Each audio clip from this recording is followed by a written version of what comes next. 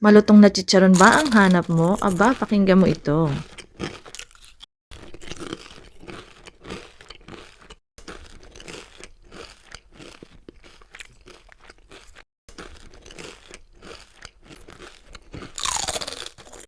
Hello everyone! For today's video, ang kailangan lamang po natin na isang buong repolyo. Depende po sa laki na gusto po ninyo at available sa inyo ay pwede na po yan. Ang gawin po lamang natin ay hatiin po natin sa gitna at pagkatapos ay slice po natin ng ganyan at tanggalin po natin yung matigas doon sa gitna ng repolyo.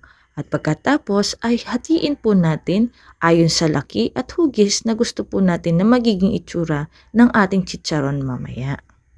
Ang sunod po natin gawin ay paghiwalay-hiwalayin po natin ito.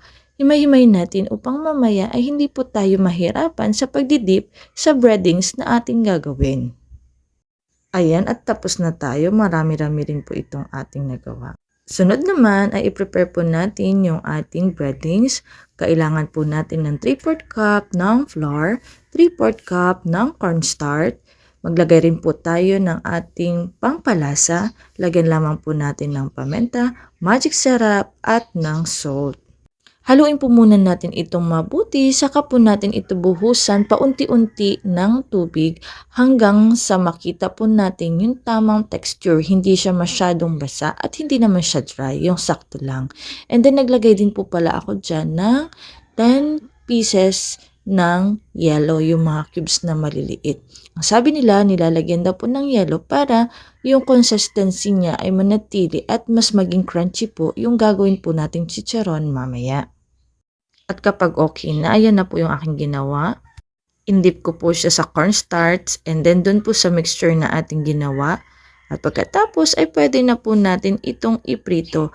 Nga pala, isa-isahin po natin yung ating paglagay para hindi po ito magkadikit-dikit.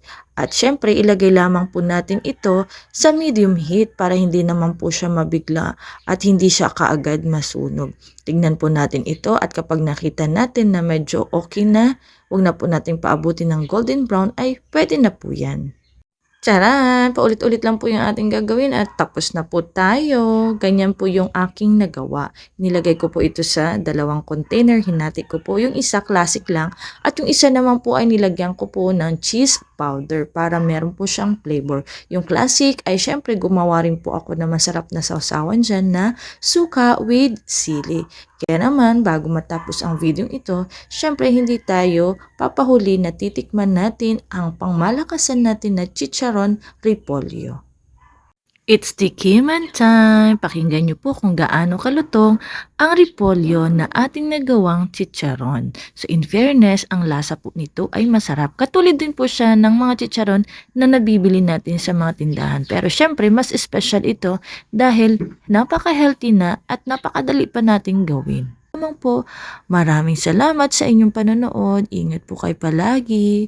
Bye!